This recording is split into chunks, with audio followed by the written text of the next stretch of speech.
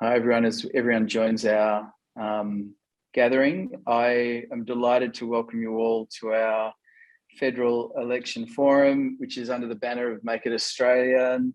I just should give a first up acknowledgement to country and to acknowledge the traditional custodians of the land in which we're gathered across our beautiful nation, the traditional storytellers in which the traditions live with us now and hopefully for many, many, many thousands more years to come. I want to also acknowledge the partners behind Make It Australian, to the wonderful Alaric McCausland from the Australian Directors Guild, to Michelle Ray and Kelly Wood and Paul Murphy from the MEAA, and to Claire Pullen from the Australian Writers Guild, who are all with us on this chat and will be have fed into me and will be feeding into me questions. We recognise we should have put the Make It Australian banner behind me, but just so to show the industry unity on this. But that is a really important part of what we're doing as a full sector in terms of coming together and coming up with strategies for the sector and talking to politicians with a unified voice. Look, we're delighted to have our two guests with us today. I think everyone will know we've reached out to our Minister for Communications and the Arts, Paul Fletcher, who was unable to join us. We also reached out to Tony Burke, who is, I think, maybe Michelle, you can update him. I think Tony was travelling with Albo, and I don't know quite where Tony's up to at the moment, but putting aside the people we weren't able to have join us, we are delighted to have two wonderful people join us. Michelle Rowland, the Shadow Minister for Communications. She's been in that role since 2016. She's an incredible individual, previous chair of Screen New South Wales, lawyer for Gilbert and Tobin, an incredible mind when it comes to the regulation of and support of the screen industry, but more broadly across the communications portfolio. Federal member for Greenway as well, an interesting seat. She no doubt will fill us in a little bit about how that's going, because she's been in the thickets throughout what's been a difficult time for the community through COVID, and an incredible representative of her electorate. Senator Sarah Hanson-Young, the newly minted married Sarah Hanson-Young, congratulations from all of us in the screen industry. The Senator for South Australia since 2007, Australia's youngest female senator, and an incredible spokeswoman for our industry as well. She's had the arts, media and communications portfolio and amongst a million other portfolios for quite a while, and has been very active in supporting the industry across any and all inquiries that she's been able to get up to put emphasis on our industry. And I can't emphasise how much both of these incredible women have done to keep driving the agenda forward through a period of what's been 8-9 years of a coalition government, because we have at times needed to really try to get our industry on an agenda of progress when there maybe wasn't any desire to kind of move our industry forward, and that's been really important. Okay, the way, we'll stop rattling in a minute. What I wanted to just explain to people, and thank you all, the many hundreds of people that are joining us from all of our organisations and guilds and across Australia. Thank you for your participation. If there are questions you have, then I will be able to kind of look at them and try to ask them as we go. We've got a set of questions that the Make It Australian team have kind of pulled together to kind of give us a bit of a thoroughfare, and then I'll try to wrap them up in about 25, 30 minutes and allow at the end of this, Michelle and Sarah to give an overview of their policies, I suppose, and anything else they want to say. So that's kind of how we're going to structure that. And then we're going to try to get out of here dead on 12, if not just before, to give everyone a decent lunch break. All right, having settled that introduction up and getting straight into the thickets, maybe, Michelle, I'm going to start with you. We've had this Make It Australian campaign for a number of years. You were at the last election, as it came around, you were there at Fox Studios with us all, dedicating your support to that. And Sarah, when I go into your office, I think both of you have got the posters up from the last campaign. We've had it for a number of years.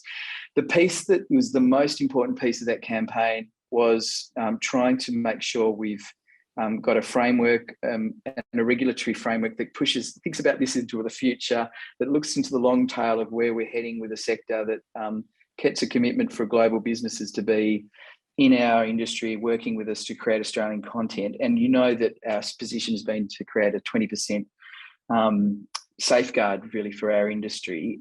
What do you agree with that proposition and the framework, Michelle? And you know, if not, is there some other way we could be thinking about this? Do you agree with the level? And well, anything else you want to say, and just in terms of that structural piece that we're trying to get locked in at the moment? Sure.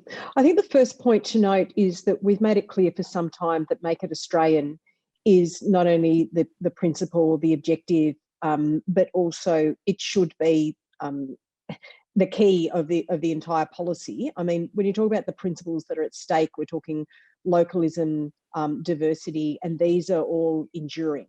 The precise mechanism or a precise percentage, that is a job that I believe is there for government, and it's basically the same position that I took to in 2019 as well, which unfortunately not a lot has changed to warrant movement from that position.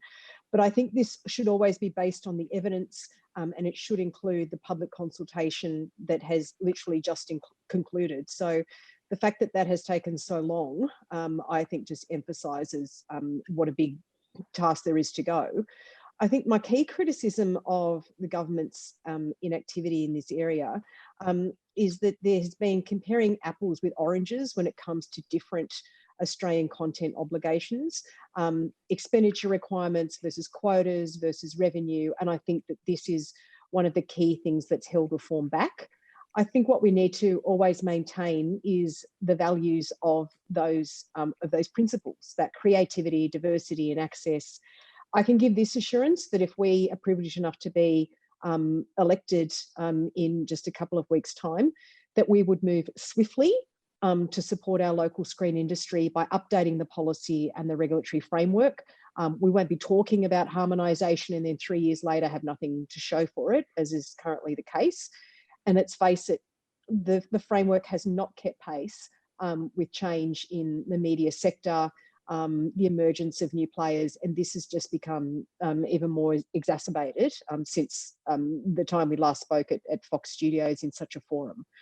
I will make it clear that I think we expect all the players in the screen content ecosystem to be doing their bit to contribute to the sustainability and that diversity of Australian stories. And that includes overseas players, over-the-top services operated by Australian-based companies as well. So just to reiterate, 3 years ago, I set out what I thought the principles should be, and I haven't changed that. And our approach should be evidence-based. It should be informed by public consultation on the options, guided by those core review principles. And what are those core review principles? That Australians must be able to enjoy Australian screen stories in an online environment across a range of media. All content services that are in the business of providing Australians with professional content that meet certain scale and service criteria, they should all be contributing to the health and sustainability of our screen content sector. We need to have a consistent set of obligations and incentives that are applicable across all platforms and all access models. That diversity of services should provide a diversity of Australian content, and we would be implementing this as soon as practicable. So without delay, I can give an ironclad assurance that this is not going to be something, if we're fortunate enough to be elected, we're not going to be talking about it again in 3 years' time about concluding it. I read end of year for everyone from that. I can't commit you to end of year, but I would love something moved very quickly, as you know. Sarah, I'll throw to you to answer the same question, but it's worth just acknowledging what the government's putting on the table is a sort of, at the moment, a kind of reporting mechanism that is very ministerial, up to the minister to decide who gets reported, has to report, and whether or not they have any obligations if they don't meet a target that they're tentatively saying is 5% at the moment. So it's very sort of open-ended, and I think within that there's probably a lot of gaps you could drive a truck through. Sarah, same question. You've been around this and been a great supporter of what we've been trying to do. What do you say about the 20% level and the need to kind of get something down on the table quickly? Well, thanks, Matt, and hi, Michelle. Lovely to see you through this forum, and good luck with the campaigning. This issue, sadly, as Michelle has said, hasn't really moved that much over the last term of government. And in fact, if anything, we've probably gone backwards, because what we now have on the table from the government is effectively self-regulation dressed up as if it's not. And I think the big risk here is unless we have proper regulation that is fit for purpose, that 20% is crucial. We need sub-quotas in that for children's content. If we don't start putting in place and fixing the framework, we are going to lose Australian stories. We're going to lose the talent that creates Australian stories. We're going to lose the ability to invest in the next generation of storytellers. And that's what I'm really worried about.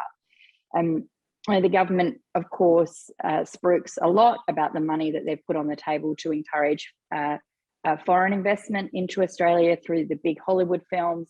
You know, we need a diversity in the sector, of course, but that can't come at the cost of telling our own stories, making our own stories, and training our own people to be the best Australian storytellers they can be. And then we have to have it shown somewhere.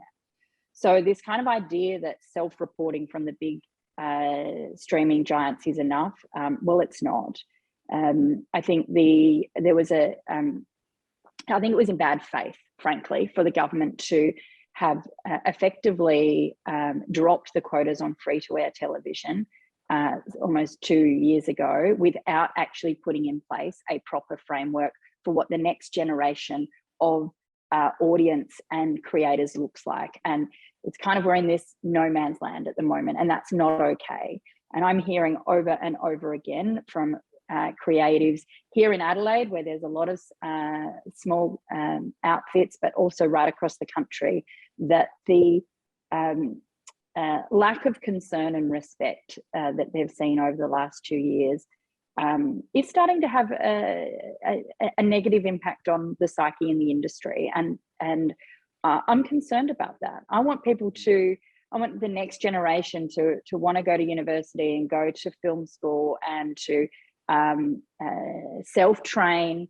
I want this hunger for being part of the storytelling community to be there for the next generation. And at the moment, you've got young Australians, young creatives who are going, well, why bother? I may as well, if I'm going to do this, I may as well pack up and go overseas, or I've got to sign up for a short-term contract that I'm not sure is going to really pay the bills. So Michelle is absolutely right. The framework is not fit for purpose. I think that 20% is essential. I will be pushing for that. And I also just want to say that I think, I'm very upfront. I hope there is a change of government. I think we've 9 years is enough. It's time to let somebody else have a go. But there needs to be some accountability in this. And over the past term of Parliament, I believe it's fair to say that the Greens have worked really well with Labor, and Michelle and I have worked really well together. I've worked really well with Tony Burke. We worked hard collectively to stop those regressive changes when it came to the producer offset. We saved a lot of people's jobs, and the government didn't want to budge, and we worked together, we stood together, and we stared them down. And I think if there is a change of government, that the Greens can work really hard in the Senate to make sure we can get these things delivered. And day one, I'll pick up the phone, Michelle, and say, let's get to it.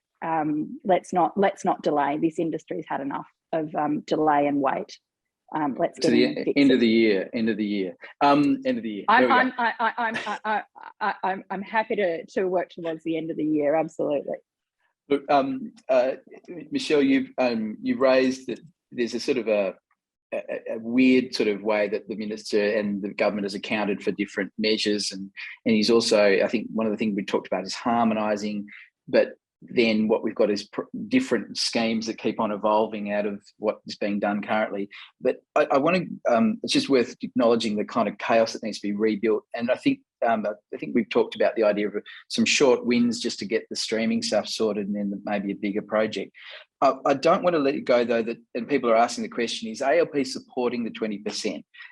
Is there can you give a commitment to a number of sorts? Because that is what people really want to know. And 20% of the industry, I think, was an industry measure that we looked at as an industry across comparable sectors in other territories. That we're not comparing ourselves to every country.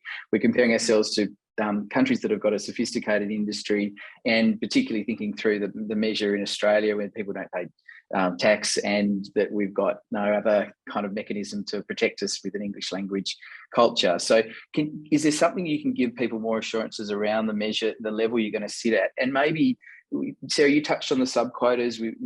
Let's talk a bit about that. Let's go into what is the damage maybe that, I think a number of people on the call would be saying has happened to their businesses by no longer having children's obligations, and the kind of idea of it being now some very large, big projects that are arguably quasi-Australian because they don't really have the Australian metrics behind them that broadcasters do.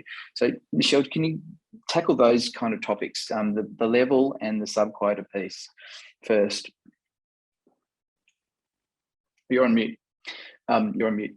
Of course I am. I think, SPA has done really well in framing the debate here. And as I said, we're going to look at the precise mechanism and the percentage. That is a job for us to do in government, but the point has been very well made about the 20%. Whatever we decide, whatever we do determine here, it is going to be based on consultation and the evidence that are with the submissions now that are with the department. And SPA has been, very active in that area. I would also just note that, it has been, and consistent with what Sarah has said, as these measures, and as this tinkering has been going on by the government, we have managed with the support of the Greens, but also in some cases with government support having rolled over, we have managed to carry the day on some really important areas there. We've got a really strong track record of supporting the sector. But in terms of the precise percentages, the case has been very well made by SPA. I can't emphasise that enough. It's very well understood how that has come, and it is also acknowledged that is part of the evidence base at the moment that that the department is considering. The problem here is not a lack of evidence. It's not a lack of advocacy by SPA or its members.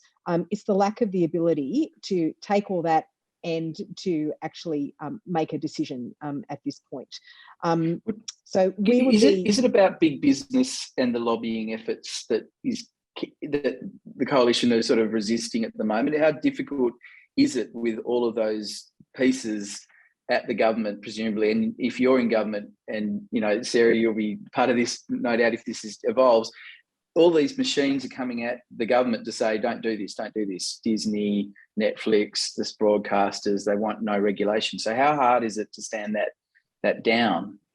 Well, apparently it is too hard for this government, but other jurisdictions, as we all know, have been moving way ahead. And Australia has been left behind. The EU recognised on-demand services many years ago. We're very principled, stood up in opposition, will stand up in government. I'm not afraid to do that. We're not going to, as I've said before, be the dog that caught the car. We know exactly what we want to do in terms of realising those principles and what they actually mean in reality. I mean, have a look at, the Broadcasting Services Act is a 1992 Act. It's had a 30th birthday, and it's straddling the worlds of old media, new media. I can assure you and your members, Matt, that, I'm not going to be someone who's talking about harmonisation and then does nothing about it for 3 years. This is something that has to be concluded as a matter of urgency to get certainty for the sector. Your members have been seeking certainty during a really difficult time in particular. So not only in the face of the pandemic, but in the face of, we're competing globally. This isn't just a matter of getting on Woody Woodpecker sets and getting your photo taken. This is about encouraging small businesses, and I think Sarah well understands that as well. A lot of these issues that matter to small businesses. And I'm so glad you got a Woody Woodpecker mention in, Michelle. That's tick 1 to Michelle. Sarah, you now have the challenge. I wanted to just say, because you're talking about small businesses, Sarah, South Australia's got a number of small businesses. It's a smaller industry. One of the things that we know is happening is that there's a massive, issue dealing with the David and Goliath battle to kind of navigate these terms between, and it's always been a challenge because broadcasters are not backwards about being forwards about their demands everywhere, but streamers is the next level. So we've talked about terms of trade, the need for kind of mitigation of this. What are your thoughts about what we need here and what the mechanisms might be? And Michelle, I might get you to think about that as well. Yes, thanks, Matt. I think this is a real issue, and it's something that also needs to be dealt with in tandem to a regulation around quotas or revenue expenditure on the streaming services, that 20%, because if we lock that in, we need to actually make sure that Australian producers and their teams and creatives are actually able to negotiate properly and on a fair playing ground with these big tech giants.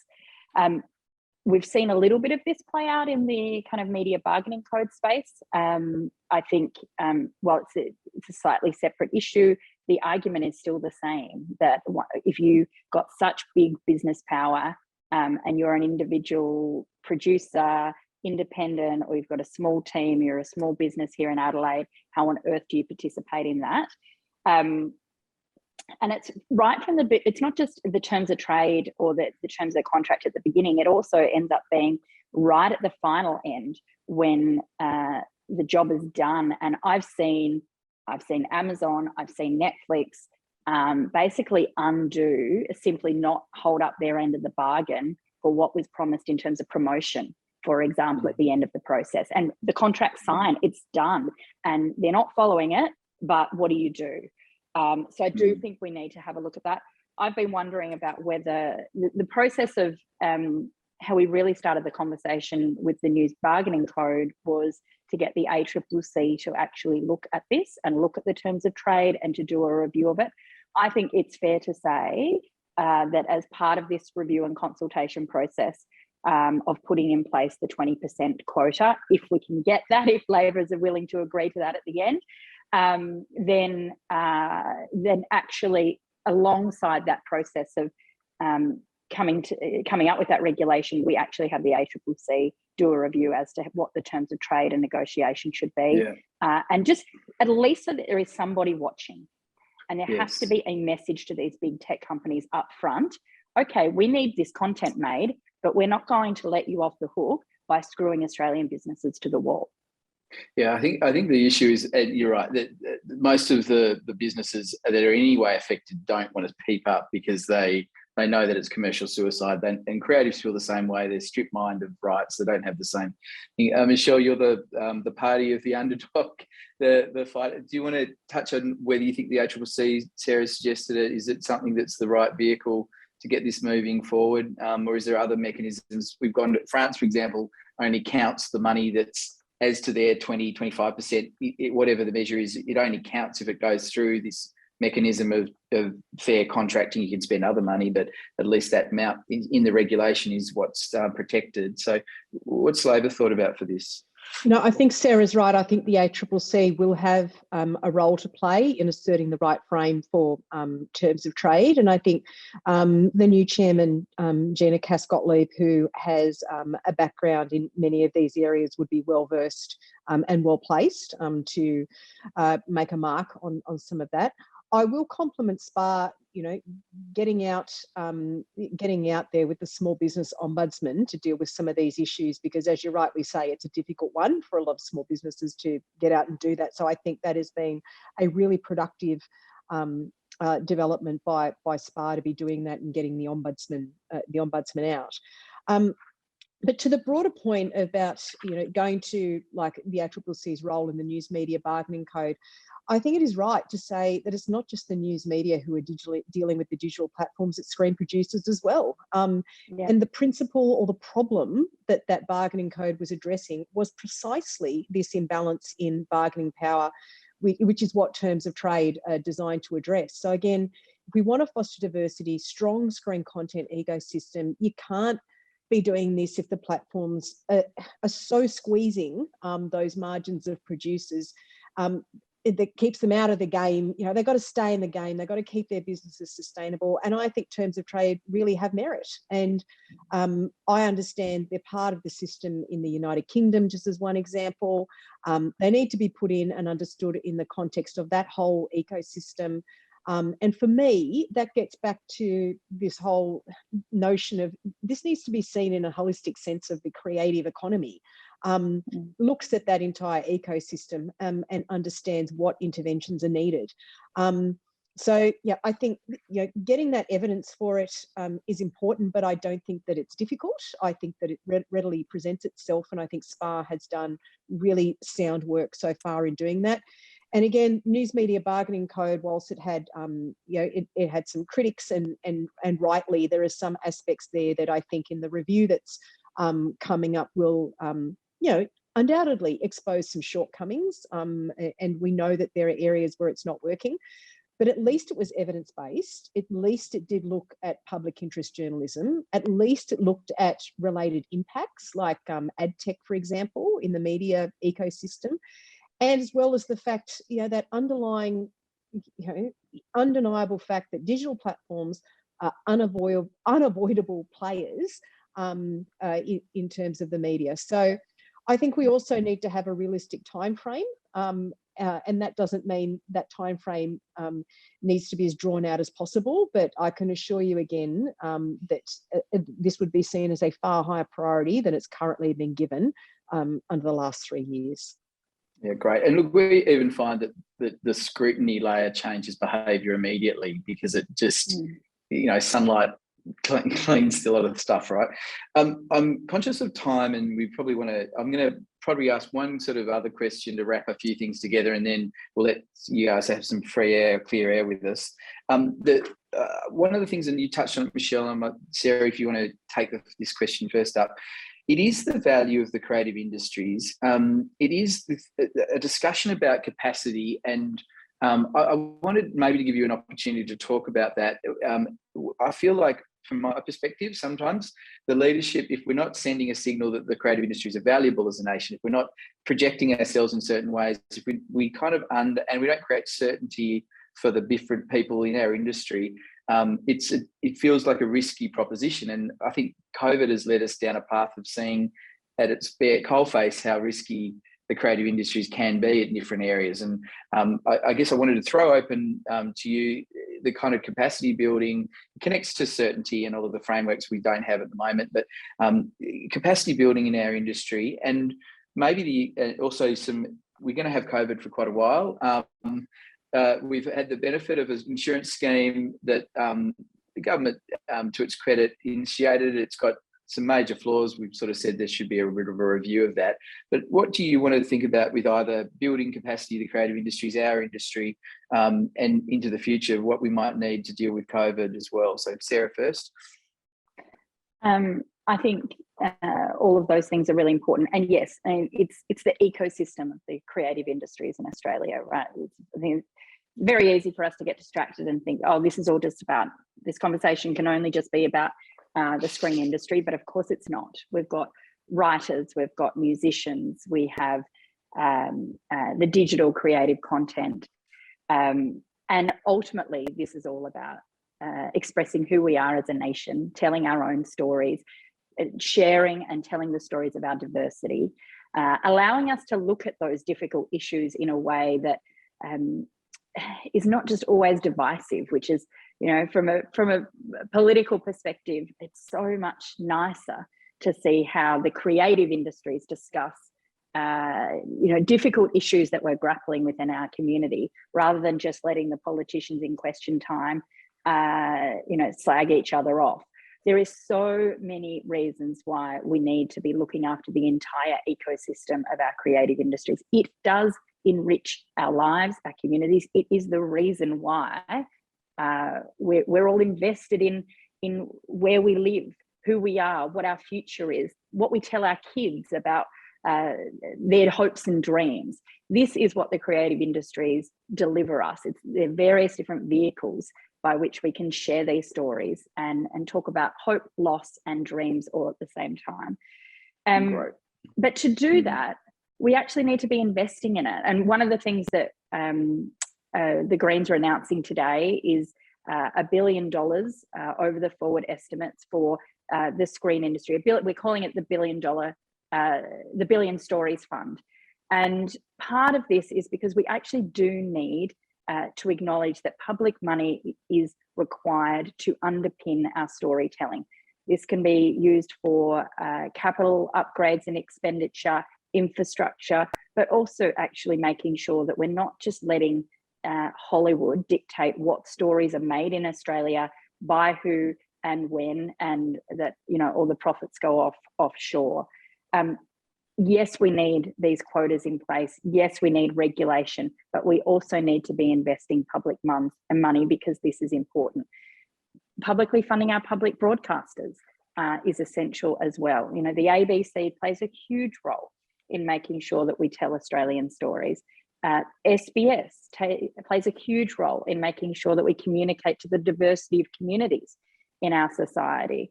And you touched on the interruption fund.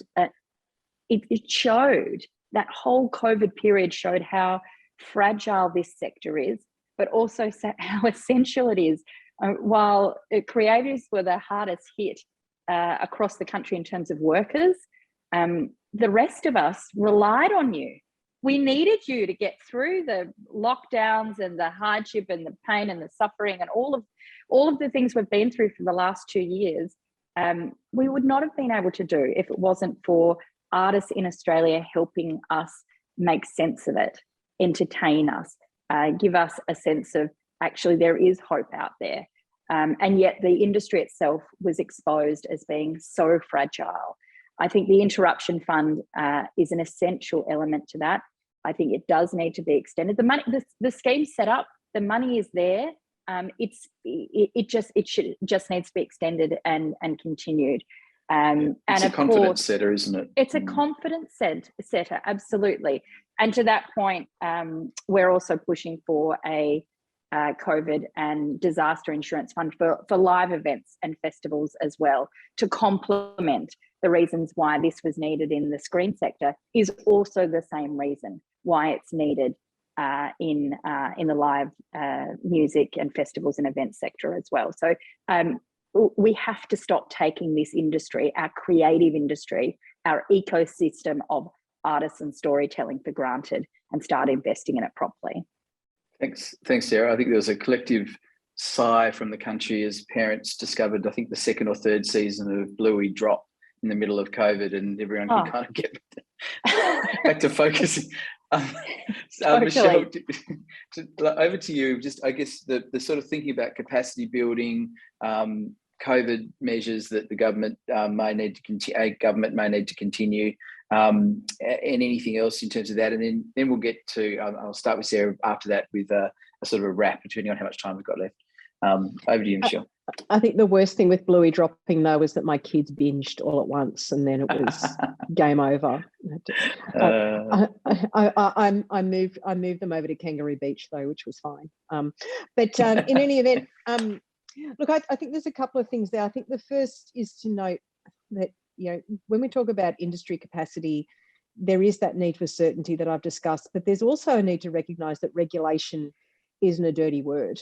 You know, there's a lot of untapped potential in the sector. What we need now is the right settings to capture that. So I think the capacity constraints, I go to those two things. There's that real opportunity that's yet to be tapped, and that's Australia's creative economy wants to grow. And we've heard the government use creative economy for the first time in the last couple of years, but really just drop it in without any meat around it. Very similar to, I'm sure Sarah would agree with me, when they announced things around a digital economy, and it's not actually a digital economy strategy at all. They're sort of like just re-announced measures. I commit they tweeted it, Michelle. So there you go. But also, I mean, seriously, this government has not grown the screen sector in a sustainable way to meet demand. And that is what I think is the fundamental problem. And I've made the point a number of times, like Sarah, we want to see Australia's screen sector grow. I think the capacity constraints demonstrate that we are not prepared. That lack of preparedness, again, isn't a slogan, it's real. I think, we weren't prepared for the boom in the digital economy and the creative economy that could have been properly realised. Look, we did see this coming some time ago, and, without wanting to do the told you so, but I think it's a useful contrast. Go back to like 2007,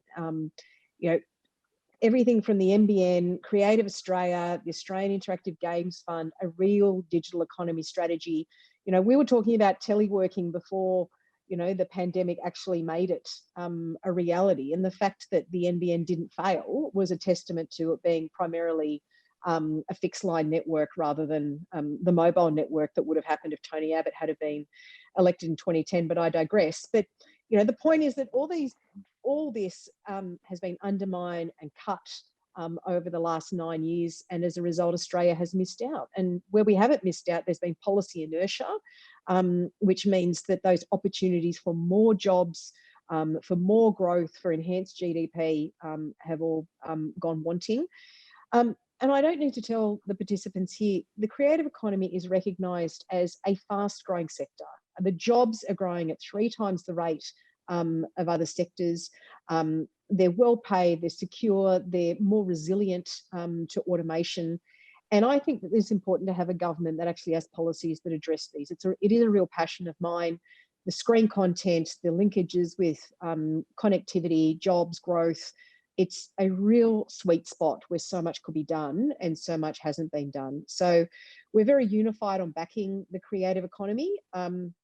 Whereas, have a look at the government, they can't decide, what they're doing on something as basic as, Foxtel's content obligation, So I think that the contrast there is stark. There's a hell of a lot of work to do. I think that a holistic team-based effort, and I can assure you, whilst he hasn't been able to join today, Tony Burke is as committed as I am, but it is going to be a cross-portfolio team effort that will necessarily also include important areas like skills. It needs to be viewed through an economic rather than a purely cultural or artistic framework as well. And that's what we would bring if we're fortunate enough to be elected. Thanks, Michelle. I think we've got about 17 minutes. Maybe if we go with about 7 minutes each, is that all right, Sarah, for Michelle to wrap up? And Sarah, Michelle, I want to make sure that you also get a mention of the Indo-Pacific broadcasting strategy which you just announced, because one of the things that we kind of keep on forgetting when we talk about, I think, the benefit of all this production work is that we're really soft diplomacy, co-productions, all this energy outwards is about actually Australia's kind of relationships with the rest of the world, actually. So, anyway, all right, let's go. Sarah, is that all right if we give you about 6 or 7 minutes, and I'll give you a little heads up as we go.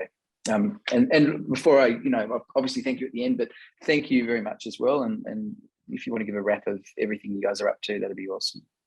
Great. Well, look, I think we've covered a lot today already, but for our part, what we really want to see is an investment in our creative industries. We do think it's a job-rich sector. We saw that during the pandemic, how many people actually lost jobs or lost income because of the impact that the pandemic had on the creative sector. Those numbers are phenomenal. $14 billion into the economy each year because of the creative sector. We know that there is a variety of different interconnections of people who work in the sector. You don't just tend to come from the screen sector or the music sector or the live performance sector. There is such an ecosystem by which all of this works. Our policy going into this election is to really underpin all of that and to support it.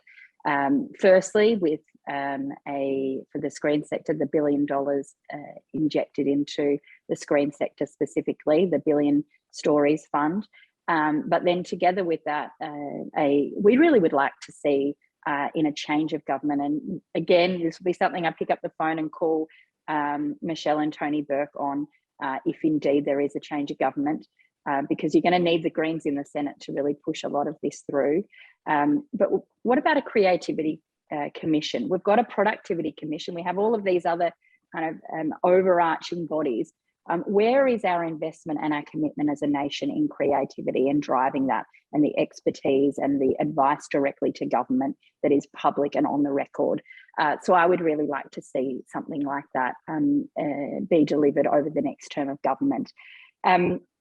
We want to see young people engaged in the arts, and one of the things that we've put forward is a artist in residence program for schools and libraries. And that's because we know that getting young people engaged, modelling that creative jobs are real jobs, that the value to the community from the creative industries is important. It would just be wonderful. Obviously, you know, in those kind of smaller towns and regional areas, they crave that type of interaction on a community level, but so do our schools and our community centres in the suburbs and in the metro areas as well. So an artist in residence program that would help put artists in work, but really start to build that next generation of artists coming through, and that enthusiasm and care and valuing of the creative industries, I think, is really essential. Of course, there's been this green paper sitting on the table for so long, and I think it would be really important to sit down with a new government and say, look, we can't do everything at once, but where are the priorities and how do we drive this? Because it's just sitting there and it's not moving, and we've got people are losing work, businesses are struggling, and the momentum is being lost. Meanwhile, the big tech giants, the big media players are making larger and larger gains, and we're losing our Australian content. So making sure we prioritise how we respond to that is essential as well. But overarchingly, Matt, I just think we need to see more commitment to the creative industries, creative workers, and the valuing of creativity across all sectors. And that's why something like a creativity commission that can really drive that. You know, Michelle talked before about making sure there's an intersection with kind of skills and employment. It would just be, I think, it would send a very, very strong message to the community and to all creative workers in this country if in a balance of power situation, we could negotiate with Labor for a creativity commission and get some of these things moving properly. It's worth noting that, thanks, Sarah, that Russell Howcroft, not that long ago, chair of AFTIS, and well known to people, of course, from being on the Gruen and many other roles he's had, floated a similar sort of idea, and not to take any away from what you're saying, but it was that idea that there's actually a shared value across government departments, across the economy, trying to elevate the role of what benefit we would get as a nation from thinking more forwardly about creativity, which I think leads into innovation and all the other things. All right. Thank you so much, Sarah. That was great. Michelle, over to you. And yep, I think we're doing good with time. So also, if there are any other last minute questions, send them through. Over to you, Michelle. Thanks. And I think it's opportune to pick up on those points about the Green Paper as well, because it goes to, I think, a key theme of the last couple of years. You know, Fletcher's Screen Fund mentioned in the Green Paper, a mirage. You know, these people are all talk, you know. I mean, his Creative Economy Task Force hasn't reported. So, you know, it's really hard to know what it has delivered. You know, there are bits of, you know, government announcements that are literally coming out during the election campaign now, including the classification review, which is long overdue. So it's almost embarrassing the way in which there has been such delay and such obfuscation under this government. And at the risk of being repetitive, I guess just to summarise and bring together a few points, you know, 3 years have passed, this entire term of Parliament, and you know, Morrison still hasn't made it Australian. In fact, if anything, they've been trying to make it less Australian with some of the content changes that have happened and that they have attempted to ram through the parliament as well, but have failed to do. And this has held back our creative economy. It has cost Australian stories and jobs. It has created uncertainty, and the sector needs that certainty to maximise investment. I think it's important that we have competitive settings in that global market that I mentioned. You know, we're way behind in other areas of regulation. You know, and in preparing for today, Matt, you know, I went back and had a look at that 2019 speech. It is still current, which is, I think, unfortunate. And rather than setting me up as some sort of Nostradamus, I think it just demonstrates, you know, more the failures of this government than any, you know, large brains on my part. But look, in that, you know, I mentioned the convergence review from a decade ago, which said that we needed to regulate SVOD once the audience threshold had been reached, and we are way past those thresholds now. And the way forward that I mentioned is still relevant. I think we do need an expert task force to actually bring all these threads together. Don't start reinventing the wheel again, but bring all these threads together to make it Australian.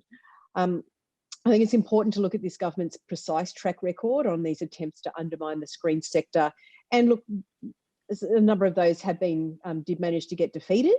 There was that bill to halve Foxtel's Australian content obligation from 10 to 5%. The bill to change the offsets, undermining doco production, for example. You know, we couldn't block the ACMA changes to the standards, but we did have them scrutinised very closely.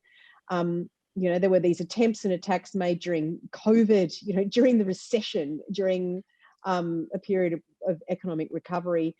And look, while Morrison talks about a strong economy, you know, the amount of debt that's been racked up, you know, it doesn't do the hard yards on good policy as they apply to such an important sector.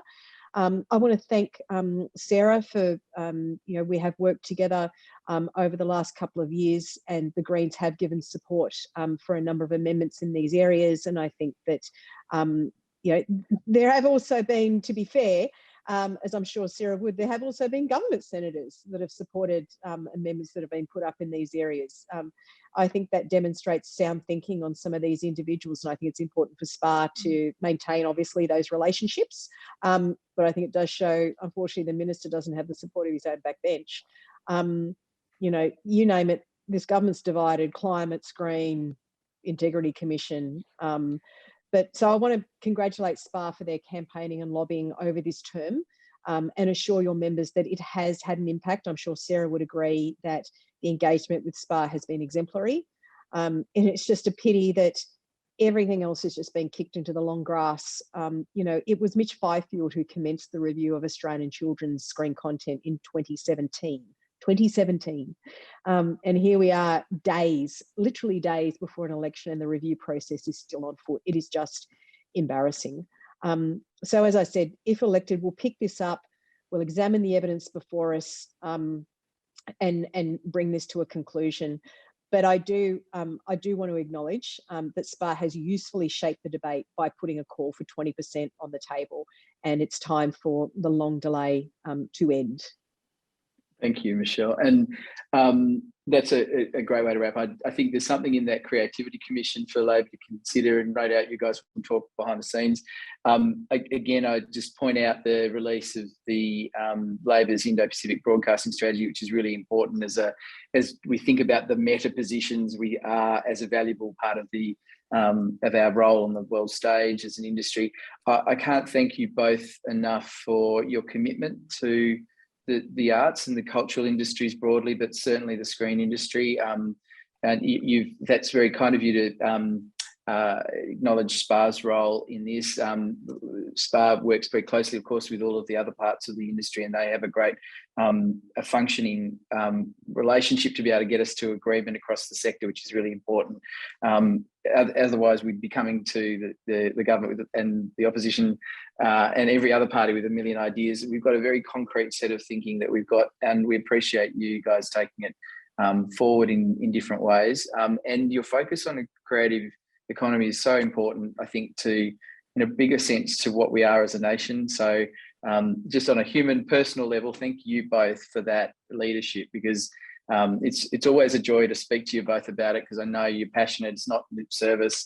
It's deeply felt and deeply held beliefs about why we are doing all this work, what the value of it is, and how we can deliver a better Australia. And I think that needs to be shared with everyone, because on a personal level, I feel it very strongly from you both. And it's so joyous, because if we don't have leadership like yours in our within our politicians and with our politics, we would be 100 steps behind where we are now. We might not have progressed as far as we want, but we're certainly not going backwards in the degree that we might otherwise be. So thank you both. I don't know if there's anything, we've got 4 minutes left. Anything you want to say as final message, Sarah, Michelle? Otherwise, we'll have an early minute and let you get back to the day-to-day enjoyment of campaigning, which I no doubt is such a pleasure at the moment, hey?